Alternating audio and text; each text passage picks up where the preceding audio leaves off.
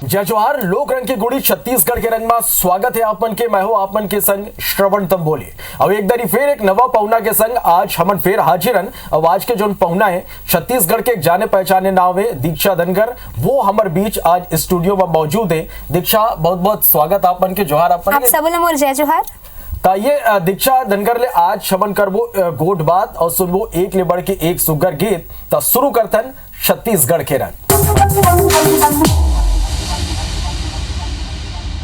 दीक्षा, सबले पहले तो आप मन से सुगर गीत हमन सुनबो। ओकर पहले आप मन से ये जानना चाहूं कि आप मन के शुरुआत कबले और कैसे होए है? मोर सांगीतिक माहौल तो घर पे ही मिली से पिताजी से, तो वहीं से बस शुरू हो गई कि सांगीतिक यात्रा ही करना है। और पिताजी गावे और साथ ही पिताजी साहित्यकार भी अच्छा, तो ओकर साथ साथ छत्तीसगढ़ परंपरा और संस्कृति से जुड़े बहुत सारा लेखनी भी करते पापा जी। तो ओकर से हमन ला छत्तीसगढ़ के प्रति रुचि जागृत हुई से और छत्तीसगढ़ के अनेक विधा ला जाने के मौका मिले से और ओमे गायन के माध्यम से अपन सांगीतिक यात्रा भी शुरू कर पाए। तो बिल्कुल घर ले ही शिक्षा मिली, दीक्षा मिली और यहाँ ले जो संगीत की दुनिया के जो सफर है वो शुरू हुई। आगू को गोट बात जारी रखबो, एक सुगर गीत सुन लेता है।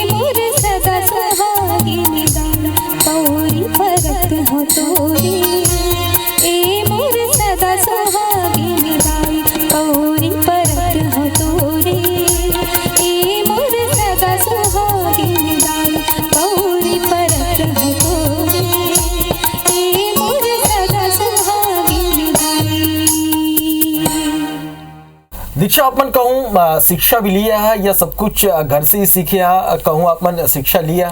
जी जी, प्रारंभिक शिक्षा तो पापा से ही मिली से। ओकर बाद हमन स्कूल में स्कूली शिक्षा के दौरान श्रीमती प्रमीला नायडू मैम है, ओकर से तालीम शुरू हुई समर शास्त्रीय संगीत के। ओकर बाद हमन इंदिरा कला संगीत विश्वविद्यालय है खैरागढ़ में, वहाँ पे गेन। तो वहाँ पे स्वर्गीय दिनेश देवदास गुरु जी से शास्त्रीय संगीत के तालीम लेना शुरू करें, और साथ ही साथ स्वर्गीय श्रीमती सुनीता भाले मैम, और ओकर साथ साथ डॉक्टर सतीश चंद्रकर गुरु जी, और सुगम संगीत के तालीम लेन डॉक्टर नमन दत्त गुरु जी, और लोक विधा के संगीत भी वहाँ पे बहुत प्रचलित है और बहुत प्रसिद्ध है और समृद्ध है। तो वहाँ पे डॉक्टर बिहारी राम लाल ताराम जी से सीखें, डॉक्टर भरत पटेल गुरु जी से भी सीखें। तो ऐसे करके सब गुरु जी मन के मार्गदर्शन मिली से और जाने के मौका मिली संगीत के अनेक विधाला। चलो, तो संगीत के कई पहचाना नाव जौने दीक्षा बन चुके हैं। आगू गलो गोट बात जारी रखबो, एक और सुगर गीत सुन लेता।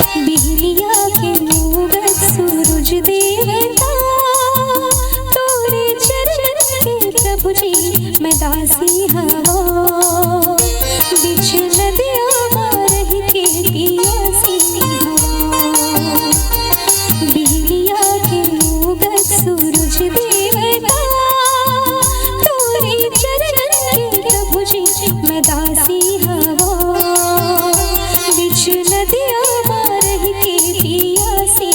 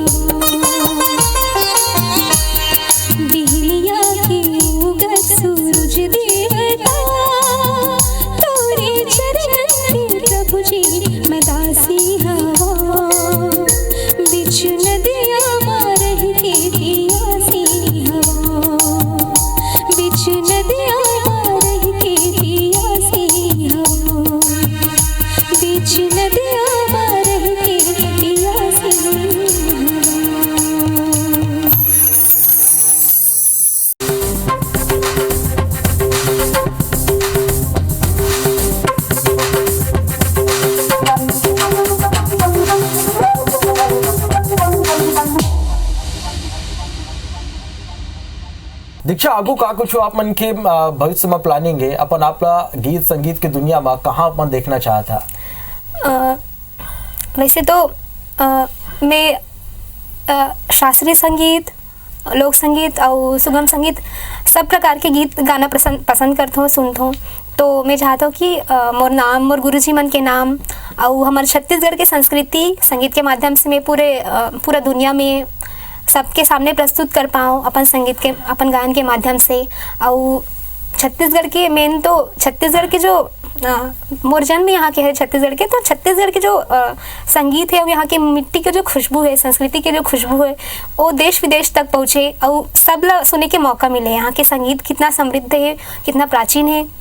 बिल्कुल तो दीक्षा, ये एक बहुत अच्छा बात लगते है जब छत्तीसगढ़ के लोगन ये कहते कि हम छत्तीसगढ़ के जो कला संस्कृति है, गीत संगीत है, वाला देश दुनिया में बगराना चाहतन। हमन एक माध्यम बंधन और लोगन तक जो ने एला बगराए की कोशिश करतन। आगू घलाओ दीक्षा ले हमन गोट बात जारी रखबो, एक और सुगर गीत सुन लेता।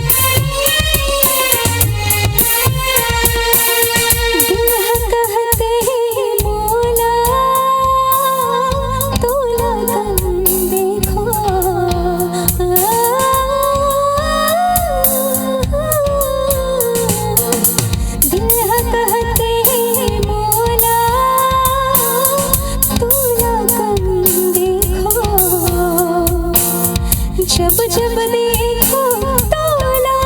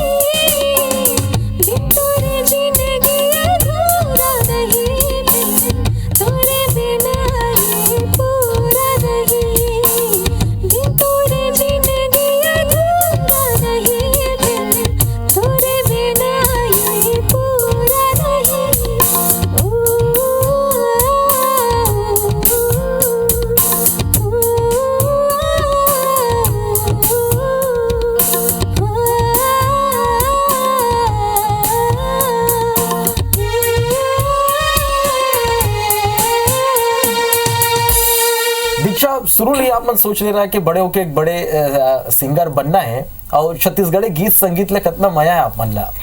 जी, माया की बात करो तो छत्तीसगढ़ी गीत संगीत में तो बचपन से ही है खबर की सांगीतिक माहौल तो घर पे रही से तो छत्तीसगढ़ी विधा और पारंपरिक गीत ही लोग धुन ही पहले सुने न मना तो ओकर से कितना माया है वो तो आप मन गीत के माध्यम से सुन ही लेते हो कि निश्चित रूप से बिल्कुल दीक्षा। तो ये आप मन के जो गीत है वो बताते कि कितना आप मन ला मया है काबर के जो मिठास आप मन के गीत में है ओकर लिए समझे जा सकते कि छत्तीसगढ़ के जो बोली भाषा है वो मन आप मन ला अब्बड़ मया है। आगू घलो दीक्षा ले गोट बात जारी रखबो एक और सुगर गीत सुन लेते हैं।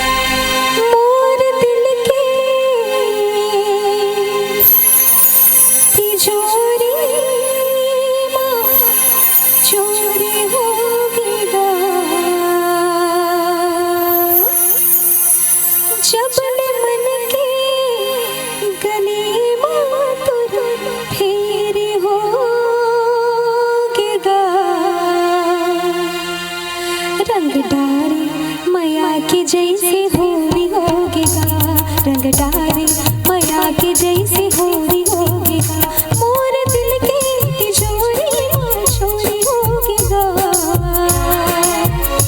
जब मन के गले पर फेरी होगेगा रंग डारे माया के जैसे होरी होगेगा रंग डारे माया के जैसे होरी होगेगा।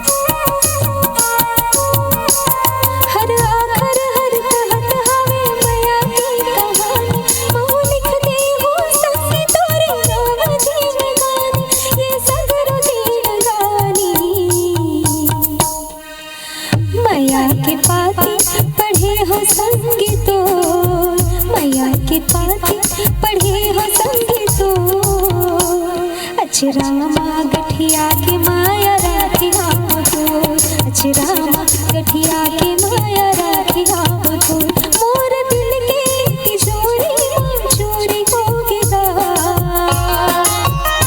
जब मन के गले पर फेरी होगेगा रंग डारे माया के जैसे होरी होगेगा रंग डारे माया के जैसे होरी होगेगा रंग डारे माया के जैसे होरी होगेगा रंग डारे माया के जैसे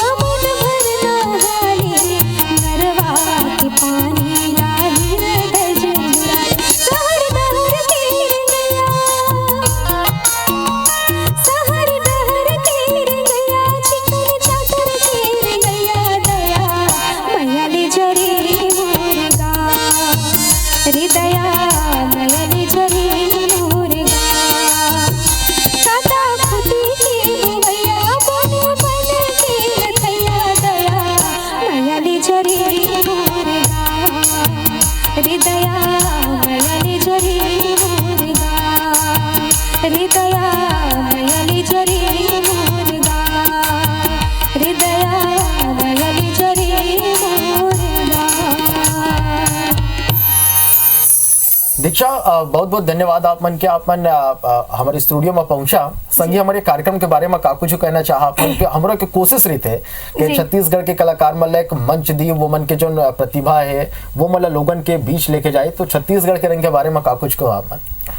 सबले पहले तो आपके चैनल IDC 24 ला मैं बहुत बहुत आभार व्यक्त करत हो कि मोला आमंत्रित करी से और अपन गायन के शैली ला यहाँ पे प्रस्तुत करे के मौका दी से। इसने आप मन के चैनल हर दिन प्रतिदिन नवा नवा कलाकार ला लावे और सब जनता जनार्दन मन ला हमारे छत्तीसगढ़ के नया नया कलाकार मन ला सुने के मौका मिले और बहुत बहुत शुभकामनाएं देना चाहता हूँ। बिल्कुल, तो हमारा कोशिश रहते दीक्षा कि नवा नवा कलाकार ला या मंच दे वो मन के जो प्रतिभा है छत्तीसगढ़ के लोक कला गीत संगीत है वो लोगन तक पहुंचाए। तो ये रही समर करा दीक्षा धनकर जेकर मन मन गोट बात करे ना वो एक ले बढ़ के बहुत सुगर गीत ये मन आज सुनाई जला आप सबोजन सुने। तो एक नवा पौना के संग अगले हफ्ता फिर आप मन से भेंट हुई। तब तक आप मन बने रहो और देखत रहो IBC 24। जय जोहार।